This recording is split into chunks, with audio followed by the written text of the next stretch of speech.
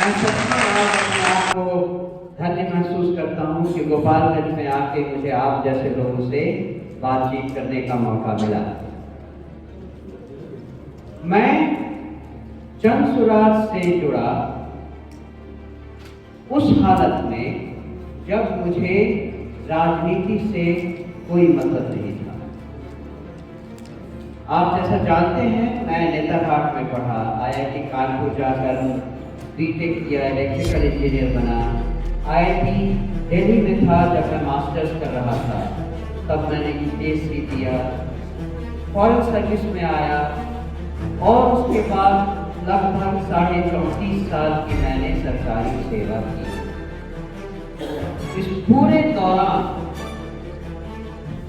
मेरे दिल में बिहार को लेकर जो कसक थी वो हमेशा ही जीवित रही। क्योंकि मैं विदेशों में रह चुका था और हर जगह देखता था कि समाज कितनी अच्छी तरह से चल रहा है। मुझे लगता था कि बिहार में ऐसा क्यों नहीं हो। मुझे याद है 1994 में मैं हॉलैंड में पोस्टेड था और हॉलैंड से मैं होम पर इंडिया आया था। उस समय मेरे फादर इन लॉ, आप इसे बहुत लोग जानते हैं उनको, मिस्टर मैकू राव, जो IPS 61 बैच के थे, उस समय DGP थे। मैंने उनसे कहा बहुत इंथुसियास्टिक होकर कि हॉलैंड में ये होता है, नालियाँ इतनी साफ होती हैं, लोग इतना अच्छा काम करते हैं, हमारे यहाँ ऐसा क्यों नहीं हो सकता। मुझको आप लालू यादव जी से एक मीटिंग करवा दीजिए, मैं उनसे जाके बोलना चाहता हूँ, बताना चाहता हूँ कि हम बिहार में क्या कर सकते हैं। उन्होंने मेरी सारी बात सुनी और फिर धीरे से बोले, बेटा इस बार रहने दो, अभी बिहार में वो समय नहीं आया है कि कोई आपकी बात को समझेगा।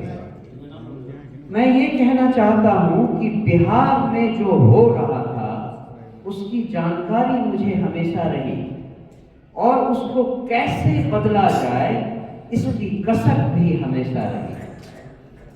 तो रिटायरमेंट के बाद मैं जानता था कि जो पॉलिटिकल पार्टीज बिहार में शासन कर रही है उनके साथ जुड़ने का कोई फायदा नहीं है।